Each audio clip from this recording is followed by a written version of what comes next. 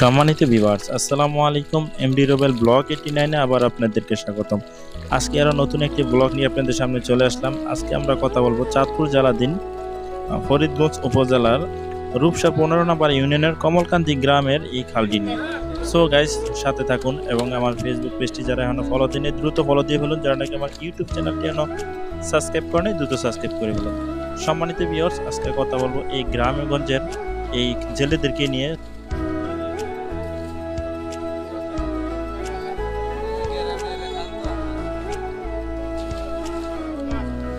সম্মানিত দর্শকবৃন্দ, আমি আমার ব্লগের প্রথমেই বলেছিলাম যে আজকে আমরা এই কমলকান্তি গ্রামের এই জেলে এবং খালকে নিয়ে কথা বলবো। সো আমি ভিডিও প্রথমে দেখতে পারতেছেন কিছু চমৎকার মাছ, যেগুলো নাকি একদম এই খাল বিলের মাছ, যেগুলো আমাদের শহরে এখন পাওয়াটা খুব দুষ্কর হয়ে পড়েছে।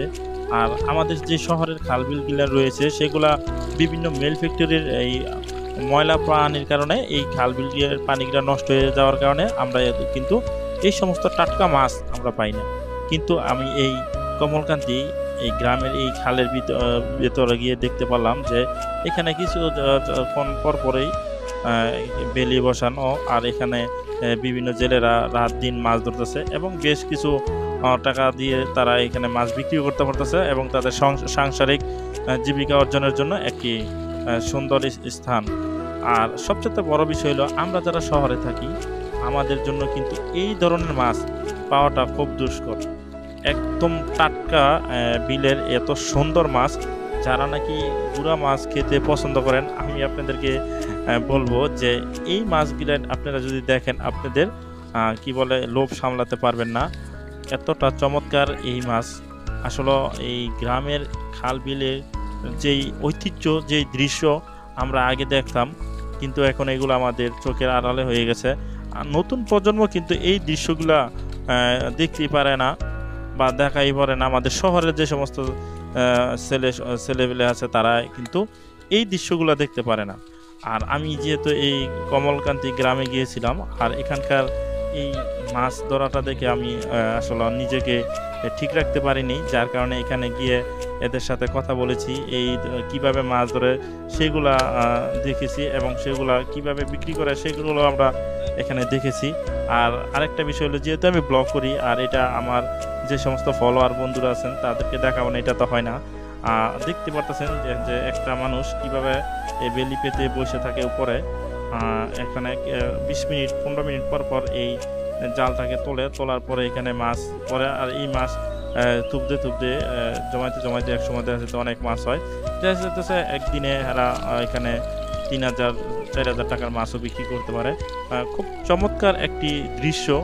এই টাটকা মাছ আসলে আমাদের চোখে পড়ার মতন। আসলে গ্রামের মানুষের এই ঐতিহ্য, এই গ্রামের মানুষের এই সৌন্দর্যই শহরের মানুষকে মুগ্ধ করে, যার কারণে একটু ছুটি পেলেই এই শহরের মানুষগুলো নারীর টানে চলে যায় গ্রামে। আসলে গ্রামের এই দৃশ্যগুলো আমাদের চোখে খুব কম পড়ে, যার কারণে আমরা এই গ্রামের দৃশ্যগুলো দেখার জন্য এই এত দূর জানি, এত কষ্ট করে চলে যাই। আসলে অত্যন্ত চমৎকার এই দৃশ্যগুলো। জেলেদের এই মাছ ধরার বিষয়গুলো তা আরও চমৎকার। দেখতে পারতেছেন যে বেলিতে কীভাবে টেনে টেনে মাছ ধরতেছে। অত্যন্ত চমৎকার এই দৃশ্য, অসাধারণ। আপনি দেখতে পারতেছেন যে অনেকগুলা মাছ চলে আসছে। আসলে 10 মিনিট 15 মিনিট পর পর যদি এইভাবে মাছ উঠতে থাকে তাহলে বুঝতে পারেন যে কত মাছ ধরা পড়ে। আর এই খালটায় আমি অনেকগুলা বেলি দেখেছি, হাফ কিলো 1 কিলো পর পর একটা করে বেলি, যার কারণে এখানে অনেক জেলেরা মাছ ধরে এই খাল থেকে। আর খালের পানিগুলো অত্যন্ত চমৎকার, একদম পরিষ্কার। আর বিশেষ করে যেহেতু কিছুদিন আগে এই ফেনীতে বন্যা হয়েছে, আর এই ফেনী এবং এই ফরিদগঞ্জটা খুব কাছাকাছি, যেহেতু চাঁদপুর জেলাধীন ফরিদগঞ্জ থানার রূপসা 15 নম্বর ইউনিয়নের এই কমলকান্তি গ্রামের 5 নং ওয়ার্ডে আমি এই খালটিতে আমি এই ভিডিওটা করেছিলাম। আর এখানকার দৃশ্য আসলে আমাকে মুগ্ধ করেছে, তার পাশাপাশি আপনাদেরকেও মুগ্ধ করবে আশা করি, যারা নাকি এই ধরনের মাছ খেতে পছন্দ করেন। আর তাদেরকে কি বলবো, আসলে ভাষায় প্রকাশ করার মতো না। এমন আরও সুন্দর সুন্দর ভিডিও নিয়ে আপনাদের সামনে আসতে চাই। যদি আমার ভিডিওটা একটু ভালো লাগে থাকে প্লিজ আমার ফেসবুক পেজটি ফলো দিবেন এবং ইউটিউব চ্যানেলটি সাবস্ক্রাইব করবেন এবং বেশি বেশি লাইক কমেন্ট শেয়ার দিয়ে সাথে থাকবেন। ধন্যবাদ। আবার নতুন কোনো ব্লগ নিয়ে আপনাদের সামনে হাজির হব।